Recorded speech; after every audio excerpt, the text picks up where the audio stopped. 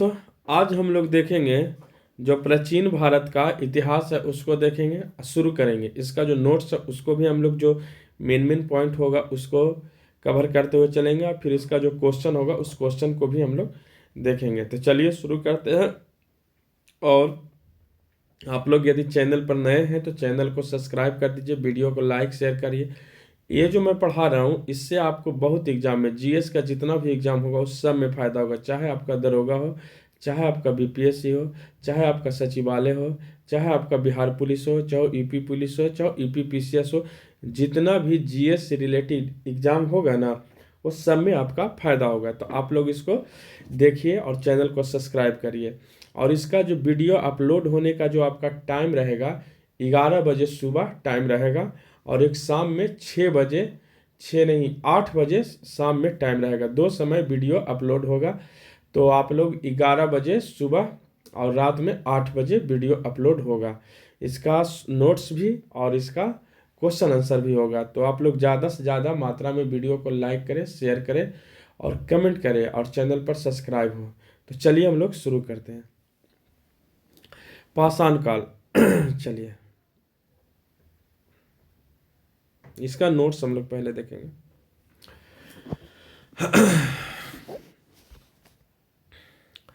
कि जिस काल में कोई लिखित या साक्ष्य नहीं मिलता उसे प्रागैतिहासिक काल कहते हैं। आधे ऐतिहासिक काल में लिपि साक्ष्य है तो किंतु उनके अपठ और दुर्बोध होने के कारण उनसे कोई निष्कर्ष नहीं निकला। जब लिखित विवरण मिलते हैं तो वे ऐतिहासिक काल कहा जाता है। बोला जाता है कि जब उससे कुछ नहीं मिलता है और विवरण मिलते हैं उसी को हम लोग क्या बोलते हैं, ऐतिहासिक काल बोलते हैं। प्राग ऐतिहासिक के अंतर्गत पाषाण कालीन सभ्यता तथा आधे इतिहास के अंतर्गत सिंधु घाटी सभ्यता एवं ताम्र सभ्यता, आर्द्र, जौरवे आदि आती है। जबकि 6ठी शताब्दी ईसा पूर्व के आसपास में ऐतिहासिक काल का आरंभ होता है। सर्वप्रथम 1863 ईस्वी में भारत में पाषाण कालीन सभ्यता का अनुसंधान प्रारंभ हुआ था। यदि पूछा जाएगा कि सर्वप्रथम कब पाषाण कालीन सभ्यता का अनुसंधान शुरू हुआ था भारत में, तो कब हुआ था, तो 1863 ईस्वी में शुरू हुआ था। पाषाण निर्मित उपकरणों की अधिकता के कारण संपूर्ण पाषाण युगीन संस्कृति के 3 मुख्य चरणों में विभाजित किया गया। ये है पूरा पाषाण काल। यदि पूछा जाएगा बाबू आपसे कि संपूर्ण पाषाण युगीन संस्कृति को 3 मुख्य चरणों में विभाजित किया गया है। कितने चरणों में विभाजित किया है, तो 3। और कौन कौन से ये चरण है, तो पूरा पाषाण काल, मध्य पाषाण काल और नव पाषाण काल। कितने हैं, 3, 1, 3 और ये 2। कितने, पूरा पाषाण काल, मध्य पाषाण काल और नव पाषाण काल। उपकरणों की भिन्नता के आधार पर पूरा पाषाण काल को 3 भाग में बांटा गया। यदि पूछा जाएगा कि उपकरणों के भिन्नता के आधार पर पूरा पाषाण काल को कितने भागों में बांटा गया, तो 3 कालों में इसको विभक्त किया गया। देखिए कौन कौन। पूरा पाषाण काल, पहला है पूर्व पूरा पाषाण काल।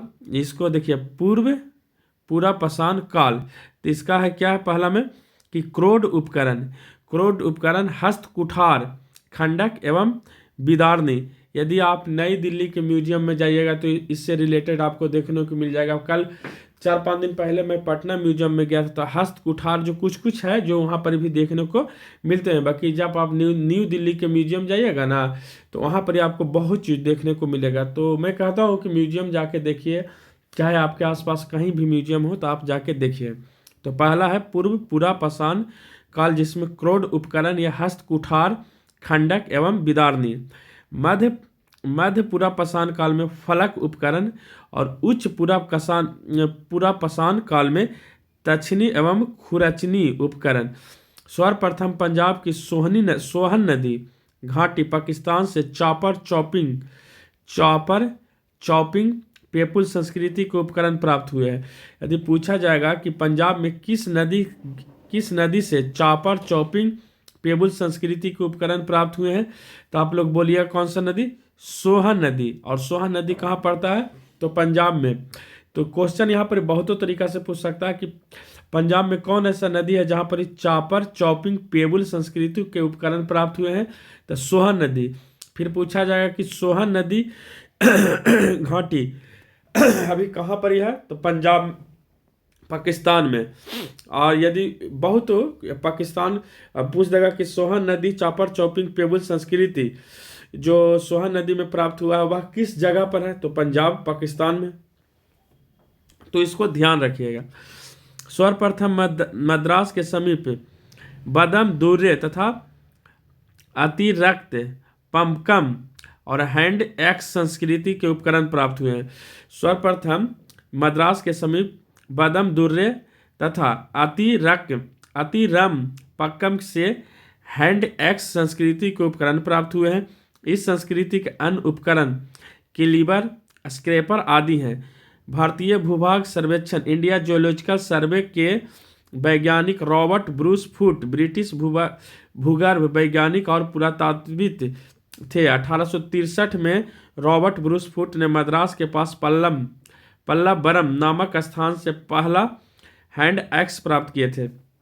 यदि पूछा जाएगा कि उस समय ब्रिटिश का राज था, तो उस समय वैज्ञानिक रॉबर्ट ब्रूस फुट ने ब्रिटिश भूगर्भ वैज्ञानिक और पुरातात्विक 1863 ईस्वी में रॉबर्ट ब्रूस ने मद्रास के पास क्या पल्लवरम नामक स्थान से पहला हैंड एक्स प्राप्त किया था। उनके मित्र विलियम किंग ने अतिरम पंकम से पूर्व पाषाण काल के उपकरण खोज निकाले थे। किनका मित्र था भाई, तो रॉबर्ट ब्रूस फुट का मित्र था। जो रॉबर्ट ब्रूस फुट ने कहा मद्रास के पास पल्लवरम नामक स्थान से पहला हैंड एक्स प्राप्त किया। और उनके मित्र विलियम किंग के अतिरिक्त विलियम किंग ने अतिरम पंकम से पूर्व पाषाण काल के उपकरण भी खोज निकाले। 1935 ईस्वी में डी टेरा के नेतृत्व में एल कैम्ब्रिज अभियान दल के सोहन घाटी से सबसे महत्वपूर्ण अनुसंधान किए। वेलन घाटी में इलाहाबाद विश्वविद्यालय के GR शर्मा के निर्देशन में अनुसंधान किया गया। पूर्व पुरा पाषाण काल से संबंधित यहाँ 44 पुरा स्थल प्राप्त हुए। उपकरणों के अतिरिक्त बेलन के लोहंदा नाला क्षेत्र की इस काल की अस्थि निर्मित मातृ देवी की एक प्रतिमा मिली। तो देखिए क्या बोला जा रहा है कि पूर्व पाषाण काल से संबंधित यहाँ कितने पूर्व पुरा पाषाण काल से संबंधित 44 उपकरण मिले, 44 पुरा स्थल मिले। और उपकरणों के अतिरिक्त बेलन के लोहांदा नाला क्षेत्र से इस काल की अस्थि निर्मित मातृ देवी की एक प्रतिमा मिली। यदि पूछा जाएगा कि पूर्व पुरा पाषाण काल से संबंधित 44 पूर्व पुरा पाषाण काल से संबंधित कितने स्थल प्राप्त हुए थे, पूरा स्थल, तो 44 प्राप्त हुआ था। और उपकरणों के अतिरिक्त बेलन के लोहंदा नाला क्षेत्र से किसकी मूर्ति प्राप्त हुई थी, तो मातृ देवी की एक प्रतिमा मिली थी जो संप्रति कौशाम्बी संग्रहालय में क्या है, सुरक्षित है। यदि पूछा जाएगा कि मातृ देवी की जो एक प्रतिमा मिली वह कहाँ पर इस संग्रहालय में सुरक्षित है, कौन संग्रहालय में, तो संप्रति कौशाम्बी संग्रहालय में क्या है, सुरक्षित है। फलकों की अधिकता के कारण पूरा पाषाण काल को फलक संस्कृति भी कहा जाता है। तो पूछा जाएगा कि मध्य पूरा पाषाण काल को किस नाम से जाना जाता है, तो फलकों के अधिकता के कारण मध्य पूरा पाषाण को फलक संस्कृति के भी नाम से। उपकरणों के निर्माण और क्वार्टजाइट पत्थरों से किया गया है। उपकरणों का निर्माण और क्वार्टजाइट पत्थरों से किया गया है। पूरा पाषाण कालीन मानव का जीवन पूर्णतः प्राकृतिक था। वे प्रधानतः शिकार पर निर्भर रहते थे तथा उनका भोजन मांस कंदमूल हुआ करता था। जो मानव प्रधानतः वह शिकार पर जीवित रहते थे और उनका जो भोजन होता था मांस और कंदमूल हुआ करता था। अग्नि के प्रयोग से अपरिचित रहने के कारण वे कच्चा मांस खाते थे। उस समय आग का प्रयोग नहीं हुआ था, इसलिए वे क्या करते थे, आग से वे लोग परिचित नहीं थे, इस कारण वह कच्चा मांस खाते थे। इस युग का मानव शिकारी एवं खाद्य संग्राहक था। इस काल के मानव को पशुपालन तथा कृषि का ज्ञान नहीं था। जो इस काल के जो मानव पूरा पाषाण काल में उनके पास कच्चा मांस खाते थे, कंदमूल खाते थे, वो आग से परिचित नहीं थे और वह क्या थे, इस युग के मानव शिकारी एवं खाद्य संग्राहक हुआ करते थे। इस काल में मानव पशुपालन और कृषि से इनका कोई ज्ञान नहीं था कि किस तरह से भेड़, बकरी, गधे, घोड़ा, ये सब गाय ताय को पाला जाता है, और इनका कृषि का भी कुछ ज्ञान नहीं था। भारत में मध्य पाषाण काल के विषय में जानकारी सर्वप्रथम यदि पूछा जाएगा कि भारत में मध्य पाषाण काल की जानकारी सर्वप्रथम कब मिला था, तो 1867 से 1868 में हुआ था। कब?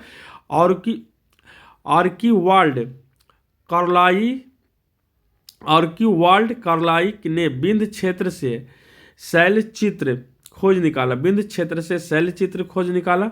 मध्य पाषाण काल के विशिष्ट औजार सूक्ष्म पाषाण या पत्थर से बहुत छोटे औजार हैं। भारत में मानव अस्थि पंजर सर्वप्रथम मध्य काल से प्राप्त हुआ था। यदि पूछा जाएगा कि सर्वप्रथम भारत में मानव अस्थि पंजर किस काल में प्राप्त हुआ था बाबू, तो वह मध्य पाषाण काल में प्राप्त हुआ था। गुजरात स्थित लांग नाज सबसे महत्वपूर्ण पुरास्थल है, और गुजरात में जो स्थित लांग नाज है जो सबसे महत्वपूर्ण पुरास्थल है, यहाँ से लघु पाषाणों उपकरण के अतिरिक्त पशुओं की हड्डियाँ, कब्रिस्तान, कुछ मिट्टी के बर्तन भी प्राप्त हुए हैं। लंग नाज से जो गुजरात में स्थित है, वहाँ से क्या हुआ, यहाँ से लघु पाषाणों के अतिरिक्त पशुओं की हड्डियाँ मिला है, कब्रिस्तान या कुछ मिट्टी के बर्तन भी प्राप्त हुए हैं। यहाँ से 14 मानव कंकाल भी मिले। लंगनाथ से क्या हुआ, 14 मानव कंकाल भी मिला है। मध्य पाषाण कालीन महदहा यानी प्रतापगढ़ उत्तर प्रदेश से हड्डी सी प्राप्त हुआ है। G.R. शर्मा ने महदहा के 3 क्षेत्रों का उल्लेख किया है, जो झील क्षेत्र, बूचड़खाना, संकुल क्षेत्र एवं कब्रिस्तान निवास क्षेत्र में बांटा गया है। बूचड़खाना संकुल क्षेत्र से हड्डियां एवं सींग निर्मित उपकरण प्राप्त हुए। जो बूचड़खाना, वहाँ पर मान के चलिए हड्डी ही नहीं मिले तो क्या मिलेगा। बूचड़खाना जहाँ पर अभी देखिए गाय भैंस काटता हुआ तो हड्डी मिला, और क्या मिला बाबू, वहाँ पर निर्मित उपकरण के आभूषण के बड़े पैमाने पर नजर किए गए। डॉक्टर जय नारायण पांडे द्वारा लिखित पुस्तक पुरातत्व विमर्श में मदहा सराय और नहार सराय में दमदमा के तीनों स्थलों के हड्डी के उपकरण एवं आभूषण का उल्लेख है। दमदमा में किए गए उत्खनन के फलस्वरूप पश्चिमी तथा मध्यवर्ती क्षेत्रों में कुल मिलाकर 41 मानव समाधान ज्ञात हुए हैं। इन समाधानों में से 5 समाधान युग्म समाधान है और एक समाधान में 3 मानव कंकाल एक साथ दफनाए गए हैं। मैंने बोल रहा है कि 5 समाधान युग्म समाधान है और एक समाधान में 3 मानव कंकाल एक साथ दफनाए गए हैं। शेष समाधानों में से एक एक कंकाल मिले, और जैसे मान के चलिए कि कहीं कहीं कुछ होता होगा, घटना हुआ होगा, तीनों के एक साथ दफना दिया गया और जो सही से होंगे उसको अलग अलग दफनाया गया। इस प्रकार कुल 48 मानव कंकाल प्राप्त हुए हैं। सराय नहर में नहार राय से ऐसी समाधि मिली है जिसमें 4 मानव कंकाल एक साथ दफनाए गए। कहीं कहीं 3 दफनाया गया, कहीं कहीं 4 एक साथ दफनाए गए और कहीं कहीं एक एक दफनाए गए। यहाँ की कब्रें समाधियाँ आवास क्षेत्र के अंदर स्थित थी। कब्रें छिछली तथा अंडाकार थी। जो कब्र था जो छिछली और अंडाकार था। विंध्य क्षेत्र के लेखहिया के शिलाश्रय संख्या से मध्य पाषाणिक लघु पाषाण उपकरण के अतिरिक्त 17 मानव कंकाल प्राप्त हुए। 48 तो लंगनाथ से प्राप्त हुआ था, 48 जो दफनाया गया था वहाँ से मानव संसाधन मिला दमदमा से, और 17 जो कहाँ विंध्य क्षेत्र के लेखहिया के शिलाश्रय संख्या से एक से मध्य पाषाणिक लघु पाषाण उपकरणों के अतिरिक्त वहाँ पर एक मध्य पाषाणिक लघु पाषाण उपकरण भी मिला। और इसके अतिरिक्त यदि पूछा जाएगा कि कहाँ से एक मध्य पाषाणिक लघु पाषाण उपकरण के अतिरिक्त 17 मानव कंकाल प्राप्त हुए हैं, तो इसका सही उत्तर होगा कि विंध्य क्षेत्र के लेखहिया के शिलाश्रय से ये सब प्राप्त हुए थे, जिनमें कुछ सुरक्षित हालत में तथा अधिकांश क्षत विक्षत अवस्था में थे। अमेरिका के ओरेगॉन विश्वविद्यालय के जॉन और लुकास के अनुसार लेखिया में कुल 27 मानव कंकालों की अस्थियां मिली थी। देखिए, अमेरिका के एक विश्वविद्यालय ने दावा किया कि यहाँ पर 17 नहीं 27 मानव की कंकाल की अस्थियां मिली थी। पशुपालन का आरंभ मध्य पाषाण काल से हुआ था। यदि देखिए कहाँ पर ही तक पूरा पाषाण काल तक शिकारी मतलब पशुपालन और कृषि का कोई अथी नहीं था पूरा पाषाण काल तक, लेकिन पशुपालन का जो आरंभ हुआ मध्य पाषाण काल में हुआ। पशुपालन के साक्ष्य भारत में आदमगढ़ यानी होशंगाबाद मध्य प्रदेश से तथा बागौर भीलवाड़ा राजस्थान से प्राप्त हुआ है।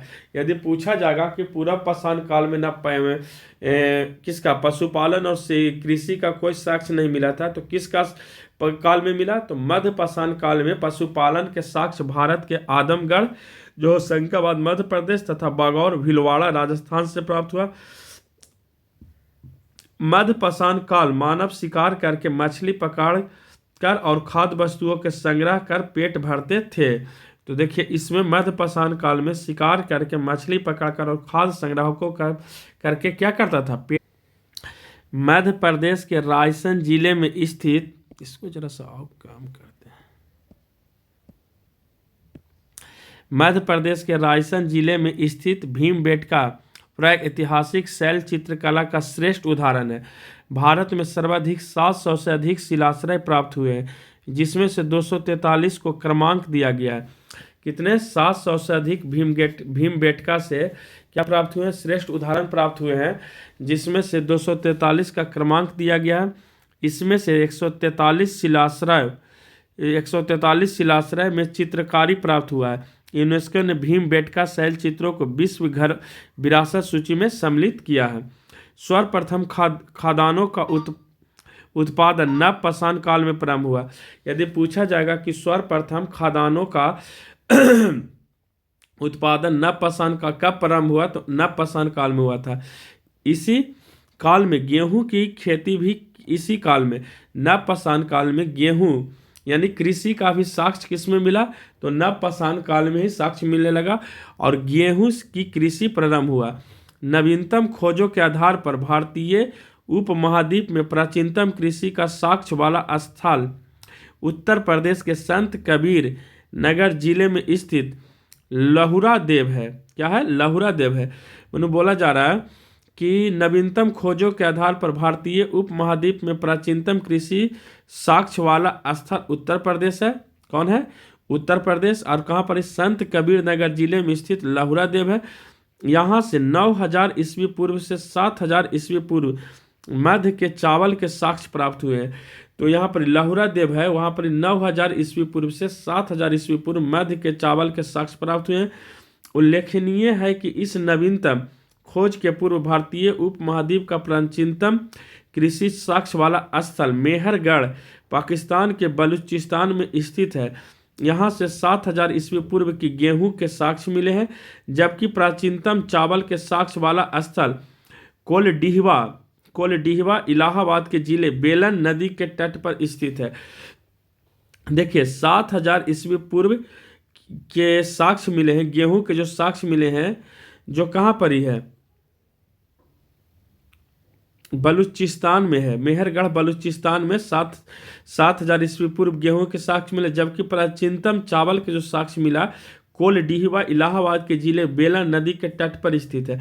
यहाँ से 6500 ईस्वी पूर्व के चावल की भूसी के साक्ष्य मिले और यहाँ पर ही 6500 ईस्वी पूर्व के चावल के भूसी के साक्ष्य मिले। माना जाता है कि चीन के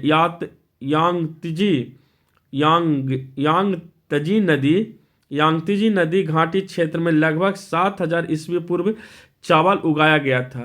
कब, चीन का जो यांगत्जी नदी घाटी क्षेत्र में लगभग 7000 ईस्वी पूर्व चावल उगाया गया था। मक्का लगभग 6000 ईस्वी पूर्व उगाया गया था। प्रथम साक्ष्य मैक्सिको में पाया गया। प्रथम साक्ष्य कहाँ, जो अमेरिका का जो अमेरिका महादेश में मैक्सिको में पाया गया था।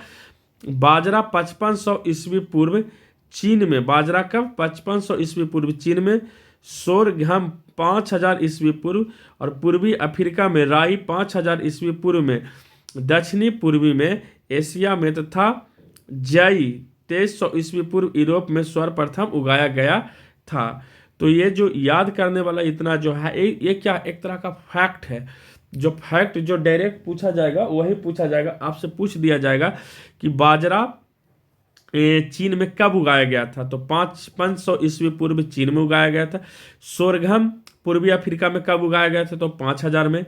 राई कब उगाया गया था दक्षिणी पूर्व एशिया में, तो 5000 ईस्वी पूर्व में। जई कब उगाया गया था, तो 2300 ईस्वी पूर्व में सर्वप्रथम में उगाया गया था। और क्या चीज है जी, मक्का का प्रथम साक्ष्य कहाँ मिला था, तो मैक्सिको में मिला था।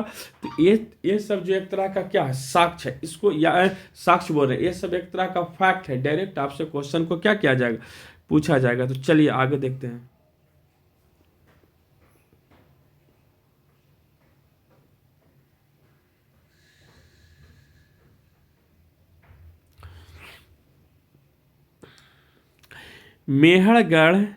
मेहड़गढ़ से प्राचीन संस्कृति से लेकर हड़प्पा सभ्यता तक सांस्कृतिक अवशेष प्राप्त हुए।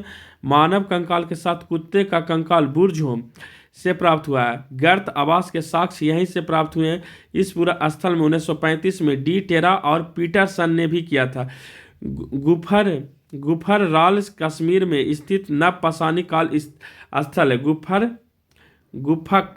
गुफक राल का अर्थ होता है कुलाल अर्थात कुम्हार की गुहा। यहाँ के लोग कृषि एवं पशुपालन का कार्य करते थे। चिरांद बिहार के सारण जिले में स्थित है। यहाँ से नवपाषाणिक अवशेष प्राप्त हुए हैं। यहाँ से हड्डी के अनेक उपकरण प्राप्त हुए हैं। यहाँ से प्राप्त उपकरण हिरण के सिंगों से निर्मित है। नवपाषाण युग दक्षिण भारत में मृतक होने दफनाने के स्थल के रूप में बृहद पाषाण स्मारकों की पहचान की गई। नवपाषाण कालीन पूरा स्थल के राख के टीले कर्नाटक के मैसूर के पास बेल्लारी जनपद से स्थित क्या संगन कल्लू नामक स्थान से प्राप्त हुआ है।